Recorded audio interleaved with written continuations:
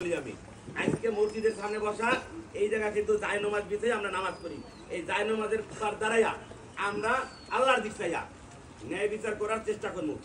আমরা কারো কাছ থেকে কোনো প্রকার সুযোগ সুবিধা না নিয়া নিজের কবরে চিন্তা করিয়া আমাদের ন্যায় বিচারটা করতে পারি। আমি মরলে আমার কবরের শাস্তি আমারে দিবে এই চিন্তা করিয়া আমি করতে পারি এবং আমি ওয়াদা করি আমি ন্যায় বিচার করতে পারবো না, আমি মাত্রে চলে যাবো, কিন্তু কারো পক্ষে আমি না। ইনশাল্লাহ ইনশাআল্লাহ। আমি তুমি সবার উদ্দেশ্যে আমাদের উদ্দেশ্যে তুমি বলো তোমার কাছে এতগুলা মানুষ টাকা রাখছে বিশ্বাস করে তুমি এলাকা থেকে পালাইছো কেন আর টাকা কোথায়?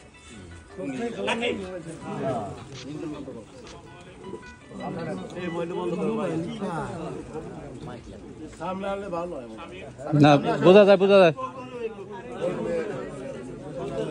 আমি শামীম গোপালপুর বাংলা ব্যাংকের একজন ক্যাশিয়ার ছিলাম। তো ক্যাশিয়ার থাকাকালীন বিভিন্ন সময় মানুষের টাকা জমা দিচ্ছে, সেই টাকা করছে তো আমার কাছে ছিল অ্যাকাউন্টে তাদের রাখার জন্য রাখছে, কিন্তু বিভিন্নভাবে আমি বিভিন্ন মানুষের প্রতারণায় পড়া বিভিন্ন মানুষের মুনাফা দিতে যায়, সুদ দিতে যায় আমি এমনভাবে পেশাই গেছি। পেশানোর কারণে আমারে তারা এমনভাবে মানে টাকা নিয়ে তারা হেনস্থা করতেছে। আমায় 1 টাকায় তাদেরকে 100 টাকা দিছি সুদ, তারপরও তারা বলতেছে তোর ধরে আরও টাকা পাবো এবং টাকা দিবি কখন দিবি, তোর হুমকি আমার হুমকি ধুমকি মারবে, আমার ফোনের পর ফোনে হুমকি দেয়। এরা বলতেছে যে মোবাইলে রেকর্ড করে রাখছি তোর ধরে এত টাকা পাই এত টাকা পাই, তুই টাকা দিবি, না দিলে তোরে মারি আলামু, এই করবো সেই করবো। বাড়ি যায় আমার ফোন দেয়, যার কারণে আমি ওদের টাকা এবং মানুষের যারা টাকা পাইলো এদের টাকাও না দেওয়ার কারণে না দিতে পারার কারণে আমি আসতে কইরা যে মরার জন্য আমি যার কাছে যা পামু এবং আমার কাছে যা পাইবো এই লেখা আমি মনে করেন যে ঢাকার উদ্দেশ্যে মানে দেশ ছাড়া দেশের মানে ঢাকার উদ্দেশ্যে আমি মরার জন্য চলে গেছি যে আমি মরে যাবো। না এই মানুষের যারা যারা টাকা পাই এই টাকাও মানুষ দেয় না। আমার যখন নিচে যে ভাই 5 লাখ টাকা দেন, আমি 2 দিন পর দিতেছি, এই টাকাটা দিতেছে না, উল্টা আরও আমার দিকে সুদ দিতেছে। এরকম করে সুদার জ্বালায় আমি এইভাবে ফিরে যাওয়ার পর ঢাকা যখন মরতে গেছি, এখন 2-3 দিন থাকার পর এখন আমি দেখি যদি মরে যাই তাহলে তার সমাধান হইতেছে না। আমি মরে গেলাম ঠিক আছে, আমি বেঁচে গেলাম, কিন্তু আমার সাথে যারা ছিল আমার সঙ্গে, যেমন মা বাবাই কিছু জানে না, আমার সাথে যারা চাকরি করছে এরা জানে না, এরপর আমার ফ্যামিলি এরা কিছু জানে না, কিন্তু এরা তো দোষর বাকি হইবে। এইটা চিন্তা করে আমি কি করলাম, একদিন 3 দিন পর আমি শাহ আলম মামারে ফোন দিলাম যে মামা আমি তো মরে যেতে চাই, এখন আমি কি করবো? বলতেছে কি মামা তুই যেটা মরে যাস না, যে দূর যা হয়েছে আমরা দেখতেছি, মানুষ তো দেশে বিচার আচার আছে, ঠিক আছে, শালীন দরবার আছে, অবশ্যই মানুষের ধরে কিছু কইরা এটা কিছু করা যাবে। এই শাহ আলম মামা আমার সেপে নিল, এরপর আমি এখন সেপে গেলাম, ঠিক আছে। এর জন্য আমি মনে করেন দেশ কথা বলেন কেন?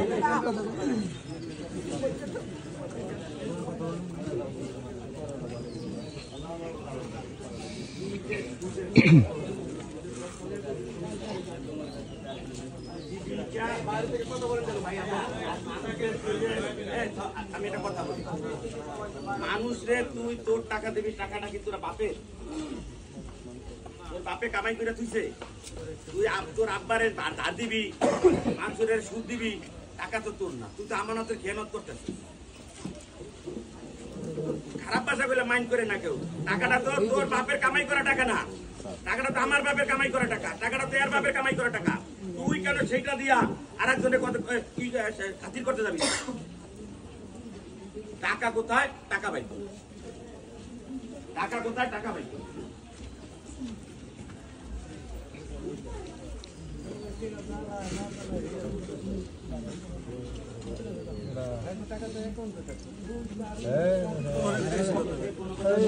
নুরু ভাই কথা কয় না, তথ্যটা দিয়ে দাও।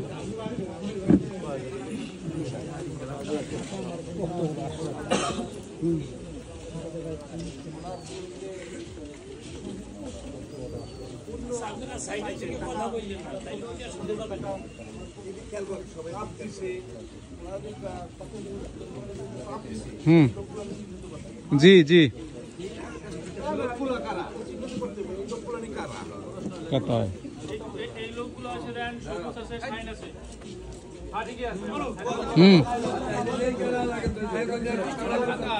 আমার একটা লিস্ট করছে, লিস্টটা কই? যে কাপড়ে কত আমি পাবো।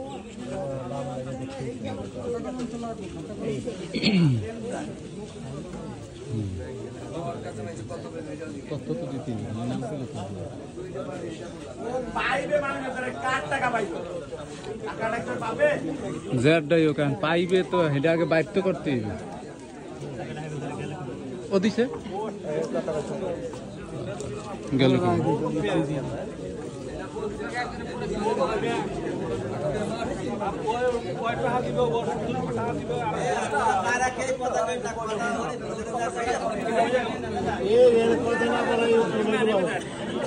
রেজাল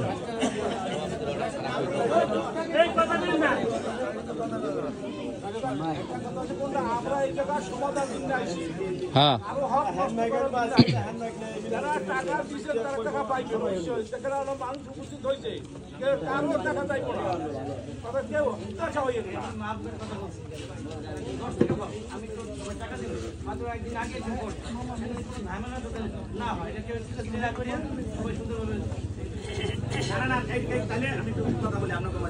ও কার কাছে টাকা পাইবে, কারো কারণে এই সমস্যা হয়েছে, ওর মুখ থেকে আমরা এই পড়তে যাবো, হ্যাঁ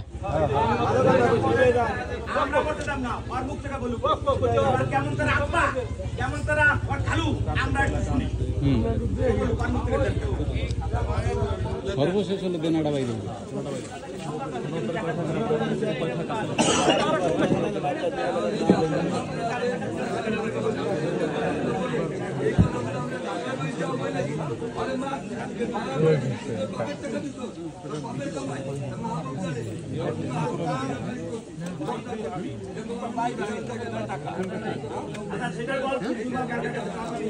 ওটা পরে ওটা দেখে দেখে পথ সবাই একটু চুপ থাকেন, ঠিক আছে?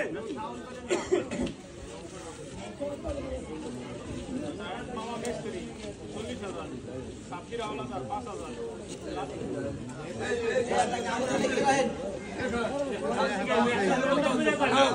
এখন দাওয়াত করছি মানে দেখাই আপনাকে সবাই শোনাই যারা আইলো না খুব হিসাবটা এখন কথা আমরা গোপনে গোপনে টাকা দিচ্ছি কেউ ওই পাশে উল্টা ফিরে পাইবে আর আসে নাই ষাট টাকা না আছে এমনি এখন সবাই না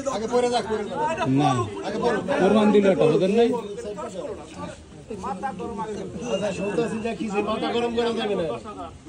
এরপর হান্নান ভুইয়া 10,000, রহমান গোস্ত 30,000, জয়নাল ভাই 1,10,000, হামিদ বেআই 75,000, ইমন সর্দার 47,000, শামীম মোল্লা 3.5 লাখ, বেল্লাল মিনালজি সর্দার 1 লাখ, আসাদ বিশ্বাস 1 লাখ, রুহুল 10,000, তারপর সাইদুল 1,20,000, কবির 50,000, জলিল 1,20,000, আলাউদ্দি বুরগাড়া 65,000, জালাল তালুকদার 35,000, বাবুল ব্যাপারী শামীম ব্যাপারী পারভেজ 80,000, রকিব মজুয়ের 5,60,000, শাহিন বালিগ্রাম ছোট ভাই বিদেশ যাওয়ার লেগা 4,50,000, সবুজ 2,80,000 বিভিন্ন সময় নিচ্ছে, জাকির মোল্লা 11,45,000, তুমিন হাওলাদার 50,000, হৃদয় হাওলাদার বিভিন্ন সময় নিচ্ছে 35,000, আলাল ভাই গোপালপুর 27,000, আলম বাদর ছেলের জন্য 2 লাখ, বুঝতে পারেন বাদশা বাড়ি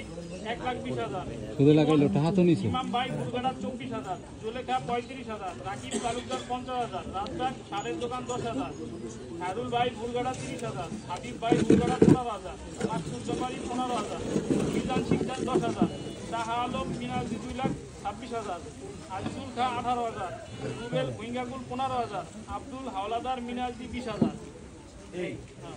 এখন আমি মাঝে আরে না আচ্ছা তুই যে টাকাটা করলি মনে কর কম বেশি সপ্তমিতে আমরা এটা ধরে নিলাম, প্রমাণ করতে যাই হয়তো কম বেশি হইতে পারে নাকি, কিন্তু এই যে টাকাটা যে দিলি তুই আমাদের সবাই বললি তুই সুদ দিতে যাই তুই এই দেশান্তর হয়ে গেছে, আমরা মাইনা নিলাম, মনে কর তুই এখন কি সুদে দিছিস, এটা কয় টাকা করে লাভ দিত না এখন আমি সুদে দিই নাই, প্রথমে আমি এলো সমস্যা জড়াইছি কিভাবে, আরো 3-4 বছর আগে আমাদের কিছু টাকা গচ্ছিত ছিল 11 লাখ টাকা, 11.5 লাখ টাকা, 12 লাখ টাকার মতো। ওই টাকাটা রাখার পর আমি একজনে কইল কি যে ভাই আমার কিছু টাকা দাও, আমি তোমার আবার কদিন পর দিতেছি, এবং দিছে নিছে। উনি করছে কি ওই 11,45,000 টাকা উনি পলাই গেছে জাকির মোল্লা, যার কারণে ওই টাকাটা গ্যাপ পূরণ করতে যে আমি বিভিন্ন মানুষের আইনা ওই টাকাটা আবার পরিশোধ করে দিছি। পরিশোধ করায় ওই টাকা সুদ দিতে চড়া মূল্যে সুদ দিয়ে ওই টাকা রাখছি, অমুকের আইনা অমুকে দিছি, তমুকের আইনা দিছি, এইভাবে করে আমি বেঁচে পড়ে গেছি। এবং এই যে আমি হাওলা দিছি, এই হাওলাতেও অনেকে টাকা দিছি, এই আইসে কাইলে দেয় নেই, আমার তো গ্যাপ পূরণ করতে হয়েছে, আমি গ্যাপ পূরণ করছি আবার সুদ আইন না, এবং এরকম চলছি। আবার যারা এই যে হাওলা দিছি অনেকে আবার আমার সাহায্য করছে, যে তোরে তো সাহায্য করছিস তুই আমার তো দে, আবার তোরে দি মানে 1 লাখ দিছি, আবার তোর 1 লাখ 5 লাখ দিয়ে মানে আবার তুই চলিস, এইভাবে করে আমি হাওলা দিছি। আর এই সুদে আমি এইভাবে করে জড়াইছি।